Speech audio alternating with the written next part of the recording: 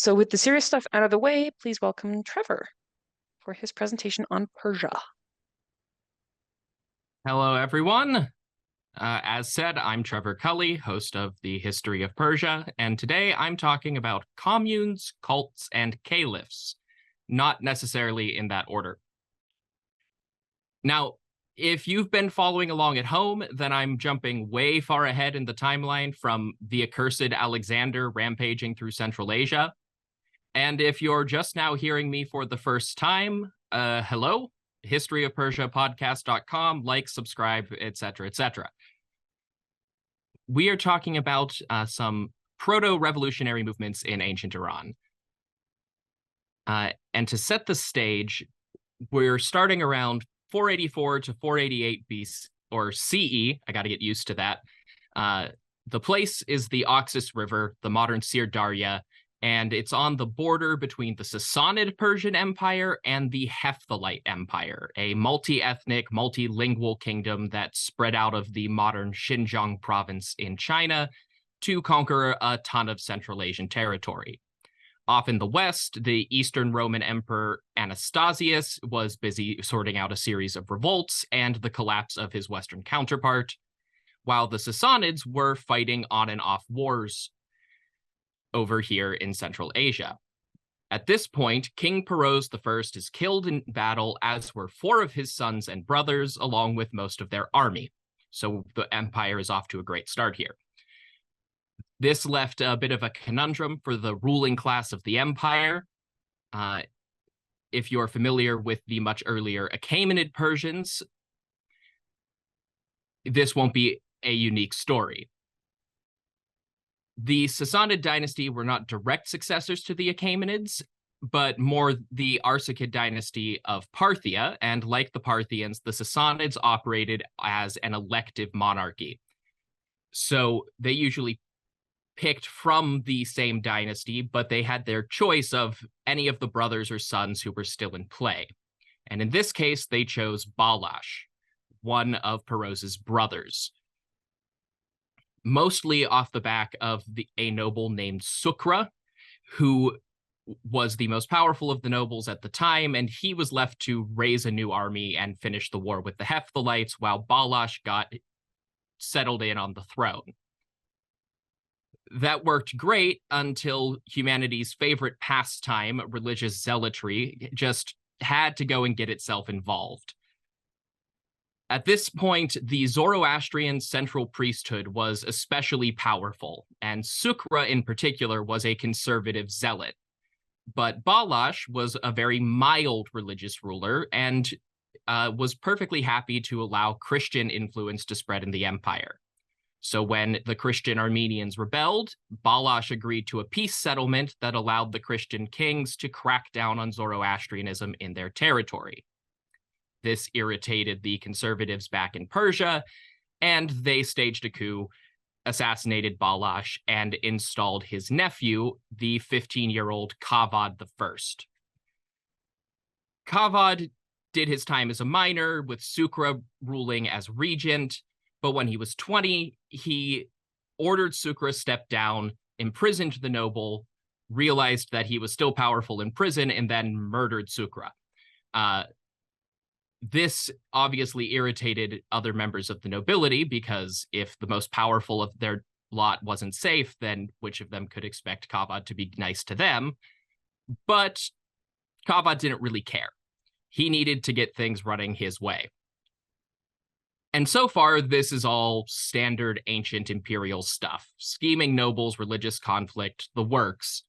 But in the background of all of this, there's another series of events playing out. The Zoroastrian... Sorry, my dog's going nuts.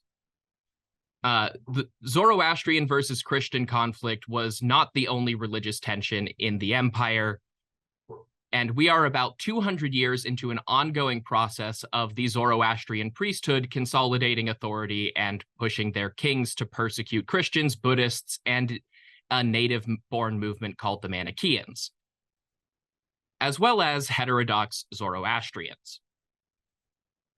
And just because some people might not be familiar with it, what is Zoroastrianism? It operates on a creed of good thoughts, good words, and good deeds. It was founded around 1200 BC by the prophet Zarathustra, and prior to Islam, it was the dominant religion in Iran and the surrounding area.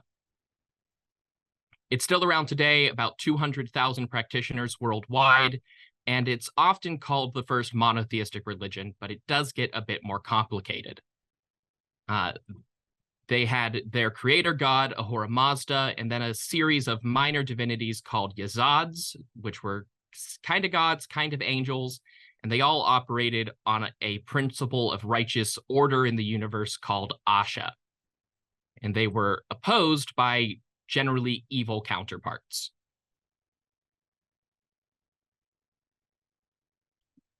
And an important part of this system of righteous order is free will. That is an inherent good in the universe. And that's kind of the answer to why evil is allowed to exist, because even powerful spirits are allowed to choose whether to be good or bad. This became a part of Iranian politics over time and led to some schisms in how to interpret different parts of the religion, which brings us to Zaradust-i He was a Zoroastrian religious leader in a small town called Pasa, just outside of Shiraz in modern Iran. Zaradust also gets us to one of the main issues with the people I'm talking about for the first half or so of this presentation. We have approximately 0 contemporary sources of any sort and have to rely on medieval Muslim Arabic authors, the Persian epic, the Shahnameh, and some very hostile, very late Zoroastrian documents. We know almost nothing about Zaradust specifically, aside from some of the basics of his message. We don't even really know when he lived. What we do know is that his message included equity and equality based on Zoroastrian principles, at least for men. Generally, the sources agree that Zaradust saw both women and property as sources of envy, anger, hatred, and greed in society. But also that the Zoroastrian god, Ahura Mazda, had created all men as equals, and as equals, they should hold women and property in common without any formal ownership. It's important to remember that almost all of the sources here were hostile and written in a very different Islamicized version of Iranian culture, which leaves historians trying to piece together the broad statements like this with more subtle references to explain what systems the Zaradustis actually had in mind. The 19th century German scholar Theodor Nöldeke arrived at the most plausible option. Zaradust resented the polygamous harems of the nobility and class restrictions on marriage, and he wanted to allow women to marry outside of their class and eliminate all sense of hereditary property. This is backed up by a Zoroastrian commentary, which condemned Zaradust for tracing genealogy through the mother and specifically allowing cross-class marriages. Zaradust also seemingly preached in favor of vegetarianism and against the use of violence unless absolutely necessary, so conditional pacifism.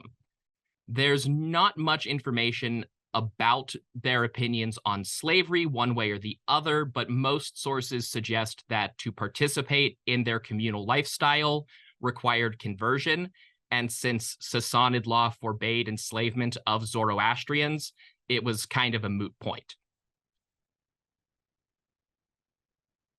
In his own time, whenever that might have been, Zaradust's teachings remained largely confined to small communities with little impact on the empire as a whole.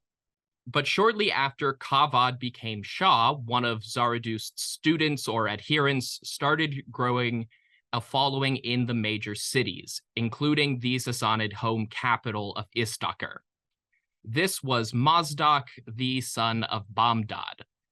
And he was busy preaching an evolved version of the Zarathustri message that was very popular among the commoners and nobility alike, right when Kabad was looking for somebody to lend him some legitimacy. So he invited Mazdak to court.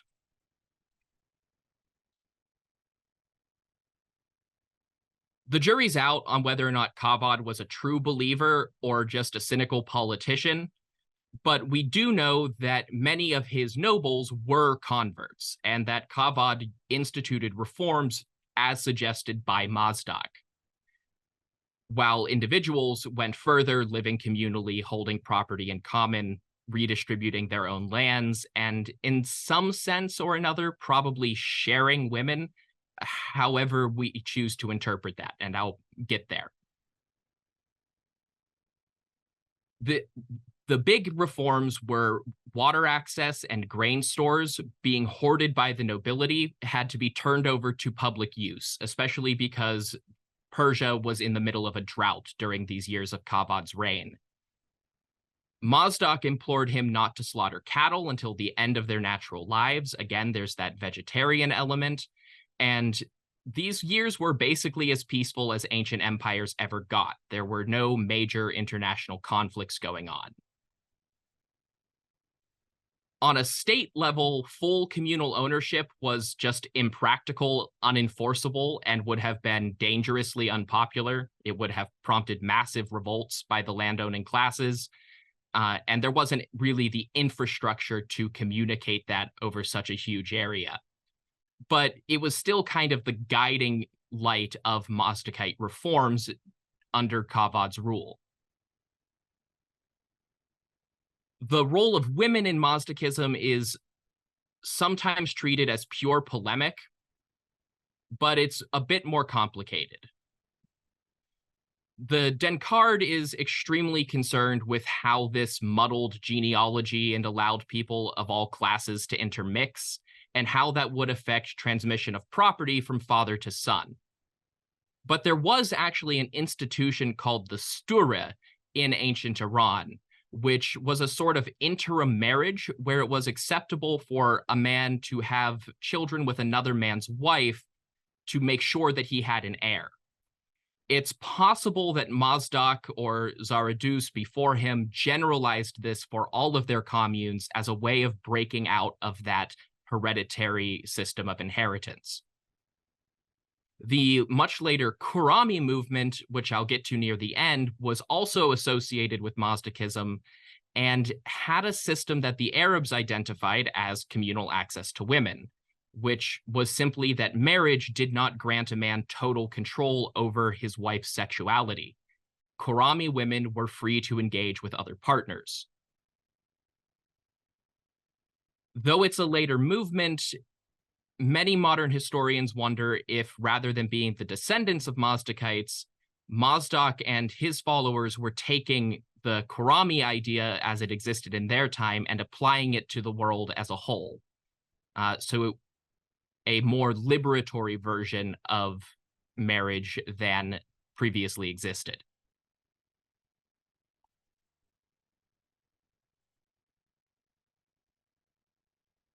But this gets to where Zoroastrian theology is kind of fascinating to me. From the time we're talking about, mainstream Zoroastrians have remembered Mazdak as one of their arch heretics and a force of evil and corruption. But like many failed movements in history, it was a legitimate position in its time. Even an extremely limited reading of Zoroastrian scripture makes total anarchism, society without any hierarchy at all, functionally impossible because of a concept called the far, similar to European ideas of divine right, but it's fairly nebulous. Some people or a single person are blessed with the far, the right to lead, and in antiquity that was usually the king. But there's nothing in Zoroastrian scripture that says it was limited to anybody of a class or even an individual person at any given time.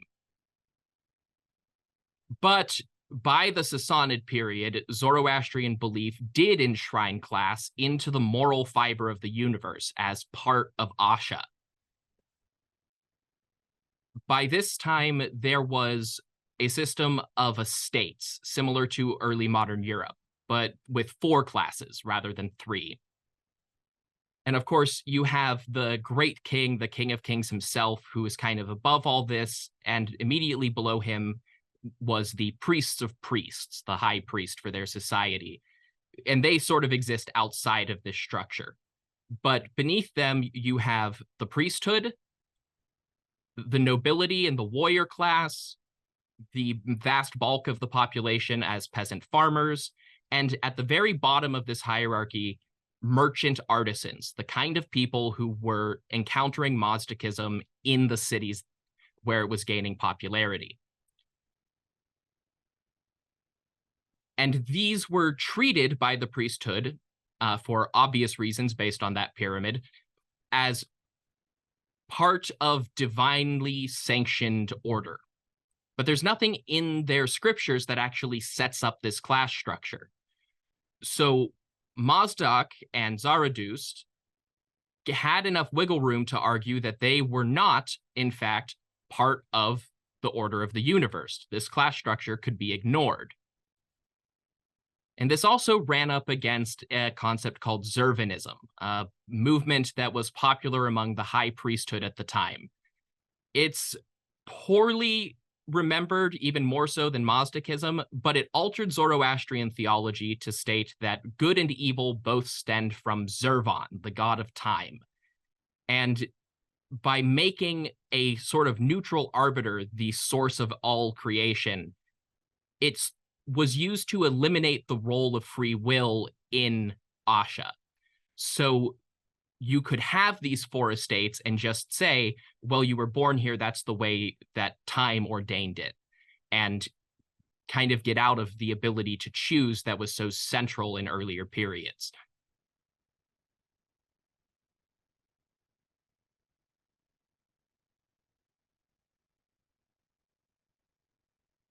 And of course, all of this was very unpopular. We get to the backlash. If you've studied revolutions in any way, even if that's just listening to Mike Duncan's podcast or even History of Rome before that, then you know the ruling class rarely takes kindly to radical reformers who want to redistribute their property. So in 496, a cabal of nobles, high-ranking priests, and other leaders got together, marched into Kavad's palace, took him prisoner, and installed his brother Jamasp on the throne. Jamasp wouldn't execute his brother, so Kavad was taken to a prison called, and I swear this is true, the Fortress of Oblivion. But he still had allies, especially within the Mazdakite movements, and one of those nobles was able to sneak in with a care package containing some servants' clothes, and together they broke out, grabbed a couple of horses, raced clear across all of Iran, and fled to the Hephthalites, who, as you might remember, actually set all of this off in the first place. While he was hiding out there, Kavad married a Hephthalite princess and used his new position to get the king to give him an army. So in 499, he crossed back into Iran with this Hephthalite army behind him, kicked his brother out of power, and retook the throne. But he realized that he couldn't keep the Mazdakite reforms going. He had to mellow out or he would lose power, and self-preservation won in the end. So he eased up taxes, creating a middle class of small landholders. But for the most part, the communal aspects, free reign over grain and water, that was all over. But he didn't go after Mazdak. He let him continue preaching. He just didn't come back to the palace. Until the high priesthood got their claws into Kavad's son. This was Prince Khosrow, who eventually became known as Khosrow Anushirvan, the Blessed Soul. And he got this name in part because he led the crackdown against the Mazdakites. Kavad, once again going for self-preservation, allowed a massive pogrom against his former friends, and Mazdak himself was invited to the palace to find thousands of his followers buried upside down in the dirt before being hung by a noose and shot full of arrows. A particularly brutal form of execution.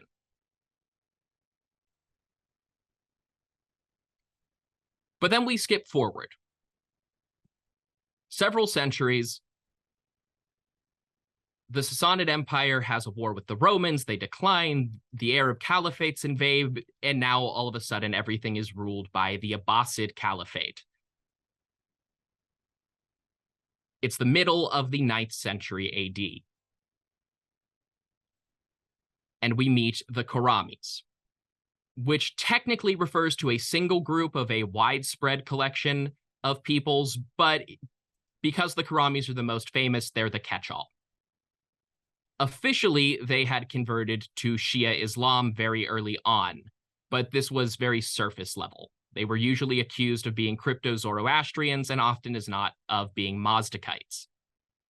They were insular communities that held property in common, practiced a form of open sexuality or communal marriage, as I described earlier, also preached conditional pacifism, practiced vegetarianism, and several groups were even called Parsis, meaning Persians, or Mazdakis, very possibly a reference to Mazdak.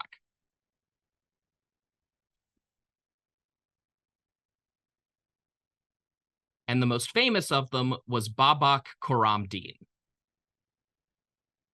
The primary biography about his life is lost from the Middle Ages, but what we do know is that he came from a poor family in eastern Azerbaijan.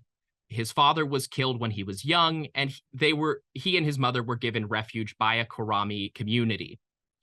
When Babak was 12, he was taken in by a communal leader and kind of became his apprentice. He absorbed a lot of the Khorammi lifestyle and social values, and was a witness when his mentor was killed in battle against the Arabs, who were trying to push in and kind of consolidate their control over this region in the mountains. This pushed Babak over the edge. He was tired of seeing his people being continually pushed further and further to the margins of society by the Abbasids, and he started preparing his people for war. They took control of a fortress on Mount Bad and began raiding Arab supply trains through the mountainous region. They were trying to fight a war of independence to keep the invaders out of their business once and for all. They used guerrilla tactics, ambushing and plundering caravans, raiding little military depots, and building up a stockpile and experience before having to fight the Caliphate directly. This lasted for 14 years before a new caliph came to power and had a different approach. The previous ruler, Al-Mamun, had just kind of treated these guys as a highland irritation. But tensions were growing in Armenia against the Byzantine Romans, and the new caliph, Al-Mutasim, wanted to get the Khorammis out of the way. So this time, the Abbasids turned to stage hit-and-run attacks against the Khorammis, taking prisoners and collecting information about the enemy troop movements. Finally, they made this big show of transporting the pay for all of their soldiers through Khorammi territory, and Babak took the bait. He was ambushed on the road by Arabs using the same guerrilla tactics that he had been using for years, and was forced to retreat to his mountain fortress, only for spies to let the Arabs in and to kill Babak himself. Some of the Khorammis escaped, fleeing to the Roman Empire, including one who took on a new name of Theophobos, fear of God, when converting to Christianity. Interpret that as the fear of God as a religious positive, or he doesn't really like the Christian God. Either works, and both are kind of valid. In the aftermath, the Khorammis way of life was incompatible and alien to the ruling class, and this antagonism led to multiple series of conflicts and rebellions and pogroms until the lifestyle was kind of stamped out. But they didn't just vanish. As late as the 12th century, a Khorammis community called the Parsis were still living in Azerbaijan, and many aspects of their lifestyle persist in groups even today. The Kurds and Yazidis both have distinct cultural identities in the same region and carry on some similar practices in their communities. The same region became a hub of Sufi Islam, which, although more Islamic, still shares some of the same practices. And the Qizilbash, a sect of Shi'ism, emerged in the same area and has even been described as the spiritual successor of the Khorammis. I think it's interesting to note that the same region became a stronghold of the Tudeh party in Iran during the 20th century, but I can't find any direct references to explain that.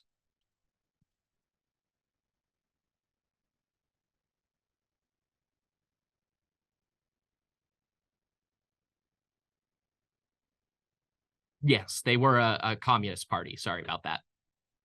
So just the last thing to note, were they communist? Not really. Were they anarchist? Not really.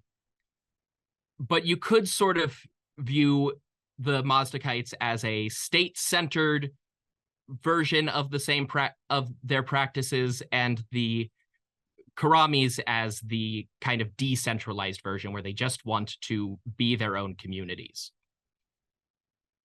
But all of this is still this reaction against hoarded private property and resources 1,000 years before modern communism.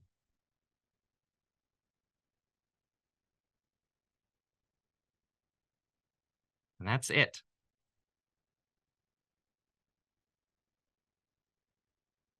All right. Well, thank you, Trevor. We have a couple things that I think in the chat that I would like you to ask you to elaborate on. Going back to the multi-level social structure that you talked about, could you clarify if the peasant farmers were landowners? And while obviously it's known that some cultures definitely don't have a whole lot of respect for merchants, why were the peasant farmers above the artisans? Right.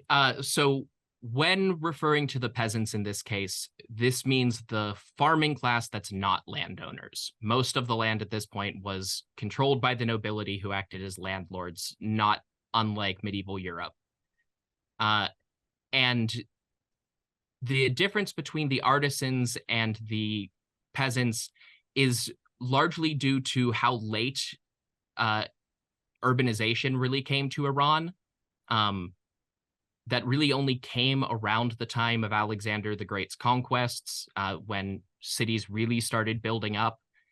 And that meant that there was already an ingrained sense of the agriculturalist as more ideal than this kind of more foreign idea of merchants and artisans.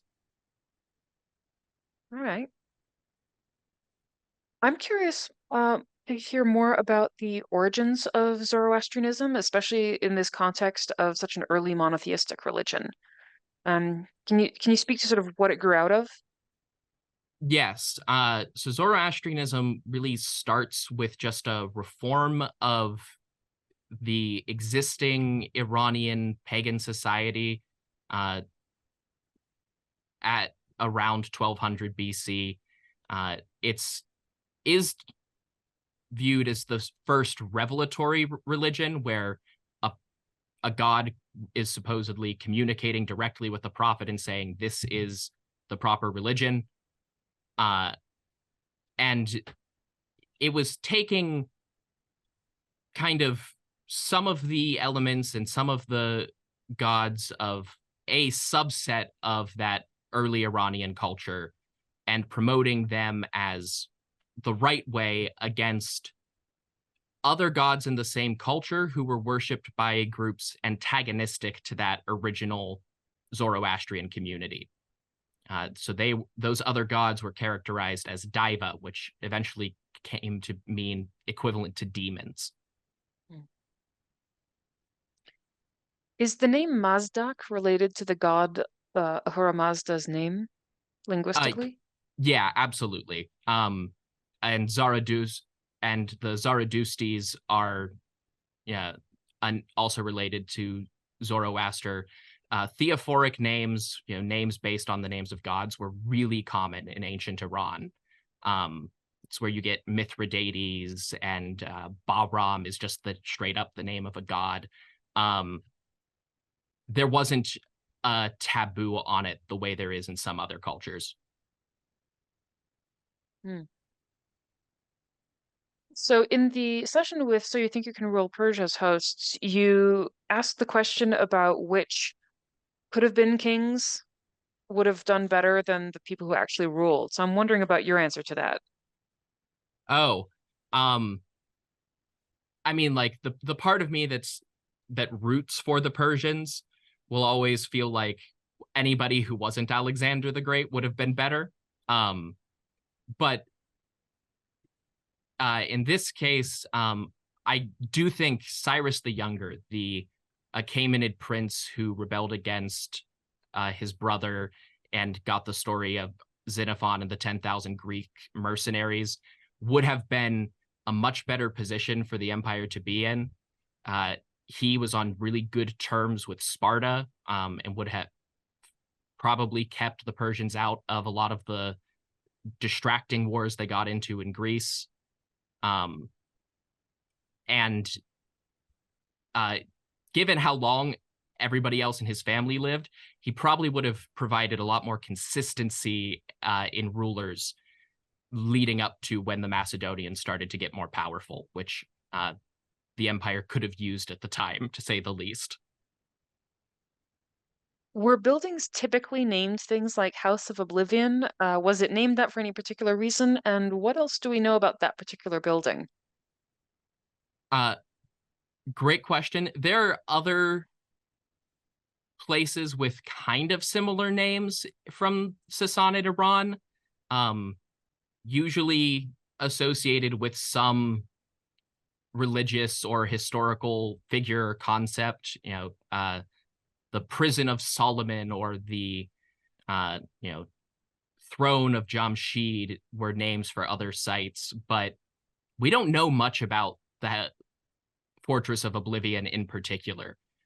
It's referenced in a couple of different texts as a place in Khuzestan, but nothing is ever really described about it for why it was so imposing. Imagine if they'd known about the oubliette that you get in European castles. Tell us about your research process.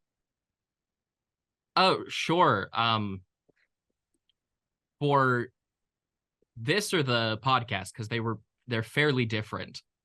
Well, let's talk about for this session then. So for this, I had the good luck of having written about the Mazdakites before, but it really comes down to initially, in the first few things I wrote, finding the references in the big name texts I already knew about and kind of piecing them together. Coming into this, I stumbled into a paper from a historian named Patricia Crone called Kavad's Heresy and the Mazdakite Revolt. And in that, she discusses each individual source, including a lot of the untranslated Arabic sources that I don't even know how to access, individually. So I was able to track through her references to kind of build up the narrative that I was constructing here. How are Mazdak and his heresy viewed by modern Zoroastrians? From my experience interacting with modern Zoroastrians, he is a background figure that's just kind of shorthand for heretic. More historically, up until really about the 19th century, he was the heretic. He is listed above the leaders of other religions. He's listed in some cases above literal diva, the demons of their religion. He's considered the worst. And it's not very clear why. That's one of the big lingering questions about him, of why he was so hated. What reform was he preaching that was so upsetting to the establishment? Because nothing seems that radical or even that like it was implemented very much. Yeah. So what is the relationship like, both historically and in the present, between Zoroastrianism and Islam? Uh, so for in the Big present, question, I know. it really depends on where. Mm, For the vast bulk of Zoroastrians today are in India and Iran, and the rest are a very dispersed diaspora. And in India, they spent most of history both being kind of minorities in the Northeast or the Northwest, uh, and there wasn't much friction, unless Mumbai was being actively conquered, but that's just kind of the friction you get with any kind of fighting. In Iran, it has fluctuated dramatically. Even just under the current Islamic Republic government, right after the revolution, they cracked down really hard on other religions. In the last couple of decades, they've really loosened restrictions and kind of embraced Zoroastrianism's historical function as a element of their tourism policy. And I know there's been some concern from Zoroastrians in Iran that they're facing another crackdown with the most recent round of protest and uprising over there.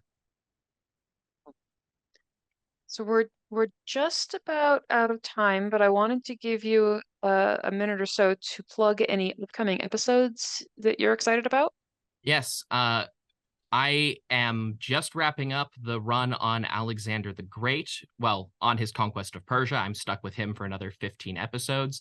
And this is the part where I get to make the fun announcement that in February, I'm going to be launching a second podcast that won't interrupt the first, but it's going to be called America Secret Wars. And it's going to go into all of the little conflicts that we try to write out of the history books. Sounds cool. All right. Well, thank you very much for coming and speaking, Trevor. There's a lot of interesting chat going on, so I encourage you to take that back to the lobby chat and carry on with it. And Absolutely. everybody get ready for the next keynote. Bye, All right. everyone.